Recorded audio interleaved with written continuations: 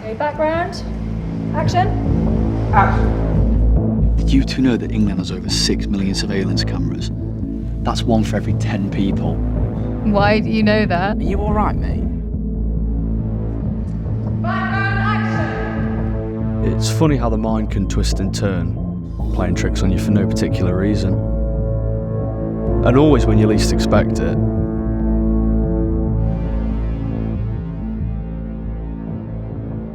We're a relatively new service working with young people who are at risk of developing psychosis, and there's not very much awareness out there. So the aim of the film was to raise awareness and to tell the story of somebody who is experiencing an at-risk mental state. There is this difference between a first episode of psychosis and somebody who might be developing psychosis, and to get that across over the film, I think, can be really challenging. Collaboration was that golden thread throughout the film, really. So we started out with you guys, Junction 15. Then we invited our service users and their sort of family members in, and we held pizza nights where we just all talked about, well, what is it like to have an at-risk mental state?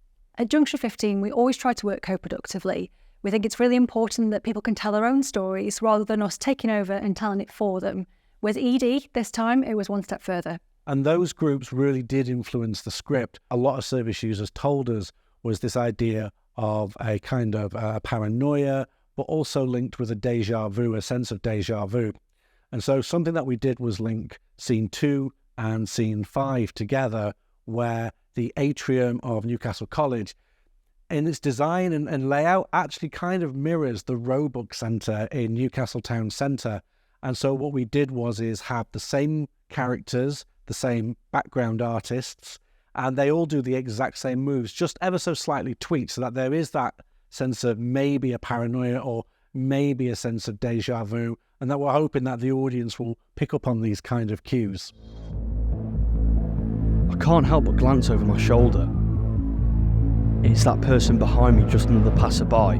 Or are they secretly tracking my every step?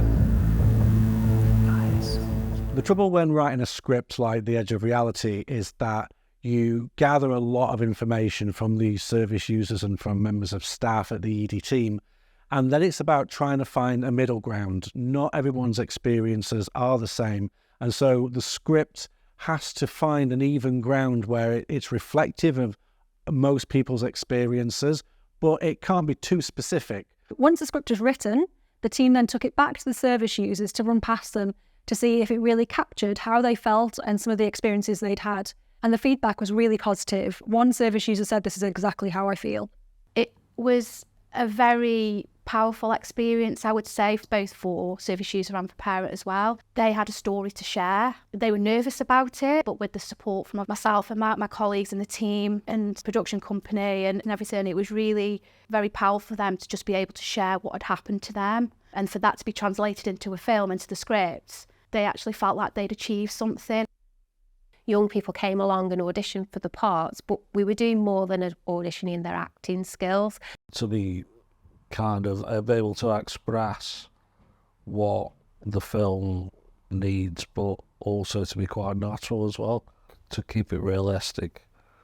I think we found someone who could portray that. For me, I was looking for what is their attitude around mental health. And so I think Archie had really done his homework. He'd done a lot of research, which really impressed me at his initial audition. He was really, really keen to get it right. So throughout the filming, he'd check in with me or check in with Jackie or somebody else that was on set just to say, am I getting this right? Well, it starts off and he starts thinking that, like cameras, he starts thinking there's people inside cameras looking at him. And then it gets to the point near the end where he's debating his own friends, his family, you know what I mean, people that are really close to him.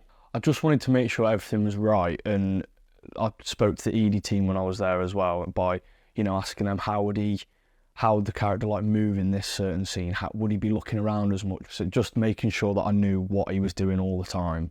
My friends try to reassure me, telling me that I'm just being paranoid, that I'm overthinking things. And deep down, I know they're right. Liars. I know this can't be real, yet I question my own sanity. Co-production was really important during the editing process as well. It could have been really easy for us to go a little bit too far, and the film could have been classed as Ben having a psychosis. So what we did was take it back to EDIE, show them an edit, and they did an assessment on the film, essentially. We use the CALMS assessment. That's our specialist assessment in EDIE. We watched the film, we watched Ben, and we started to look within the CALMS and look at scoring it within the CALMS to see if it would come out as an at-risk mental state. In the film, he says numerous times, I know this isn't real, I know this isn't real.